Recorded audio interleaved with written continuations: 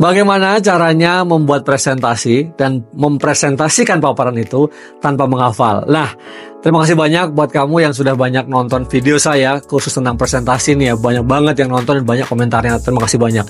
Nah, ini saya akan bantu ya. Memang kalau menghafal ya, itu problemnya nanti kalau kamu lupa, hafalannya hilang tuh ya, buyar semuanya gitu ya. Nah, kayak seperti saya membuat video ini juga saya nggak menghafal gitu ya, tapi adalah poin-poinnya. Nah, apa poin-poin yang kamu ingat gitu ya, yang kamu nanti bisa menggambarkan isi atau substansi dari skripsi kamu di tiap-tiap bab itu. Nah, memang kuncinya harus memahami dulu gitu ya. Dan kalau memahami itu berarti apa? Berarti skripsinya kamu buat sendiri kan? Iya kan? Nah, ingat 1 hari 1 lembar, 30 hari 30 lembar bisa bikin skripsi gitu. Kamu pejuang skripsi bisa jadi sarjana, asalkan kamu mau mengerjakannya ya. Oke, contoh nih ya, bab 1 pendahuluan. Nah, pertanyaan-pertanyaan mendasar apa yang harus ada dalam bab 1 di pendahuluan itu sudah jelas. Intinya adalah kenapa nih skripsi ini harus dibuat, kenapa layak dibuat, kenapa ini penting gitu. Itu aja gitu. Iya kan? Nah, kalau kamu memahami bahwa kenapa riset ini penting, nah baru kamu bisa breakdown lagi ya, kamu bagi-bagi lagi, kamu turunkan lagi, apa saja alasannya, gitu kan? Nah, tentu ya, contoh nih, kamu harus mikir fenomenanya ya. Fenomenanya apa sih? Nah, fenomena kan ada 2, bisa dilihat dari fenomena yang terjadi di lapangan, kehidupan sehari-hari. Ya kamu lihat apa situasi sekarang, mungkin lagi musim hujan ya, banyak ya, ada banjir di mana-mana misalnya. Nah, itu satu fenomena kan, ya kan?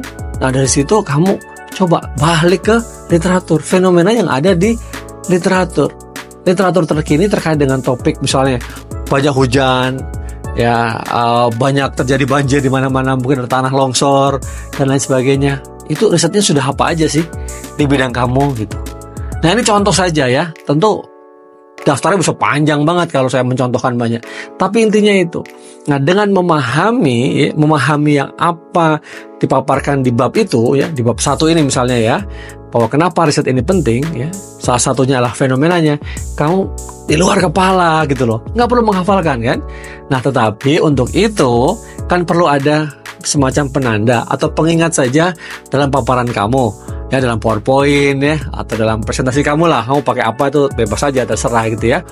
Nah, dalam paparan kamu tulis misalnya banjir, atau hujan deras, atau dampak ekonomi misalnya menjadi masyarakat kehilangan tempat tinggal, nah, kehilangan pekerjaan, gempa bumi atau tanah longsor. Nah, itu beberapa kata ya, ingat kata atau frase ya, kumpulan kata atau gambar gitu.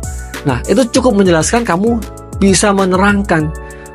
Kalau ada gambar tentang air hujan, deras, banjir ya, mungkin ada beberapa sawah terendam, atau mungkin juga banjir di kota-kota, di desa, dimanapun. Nah, kamu bisa menggambarkan, nih, inilah fenomena yang ada terjadi belakangan ini. Nah, itu untuk fenomena sehari-harinya, ya kan? Nah, kalau kemudian kamu slide berikutnya misalnya terkait dengan apa yang ada di literatur. Nah, tentu kamu harus membaca dulu kan di literaturnya kan, gitu kan. Nah, terus apa di situ? State of the art-nya gitu ya, yang ada di literatur sesuai dengan bidang kamu itu apa. Nah, bisa dibahas di situ. Nah, ini contoh awal dulu ya.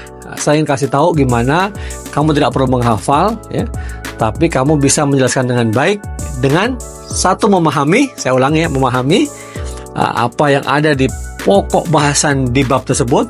Saya contohkan tadi di bab 1 dengan pertanyaan, salah satunya adalah mengapa penelitian ini penting dilakukan. Saya mulai dengan adanya fenomena. Nah, dengan hal serupa kamu bisa ikuti di hal-hal lain gitu ya. Di video-video saya lainnya saya sudah membahas secara detail ya, bagaimana membuat bab 1 yang baik, bab 2, bab 3, bab 4, bab 5, segalanya sudah ada di situ ya. Kamu cek di channel ini gitu ya. Semangat ya. Siapa yang punya komentar, masih punya pertanyaan lagi, silahkan tuliskan di sini nih kolom komentar.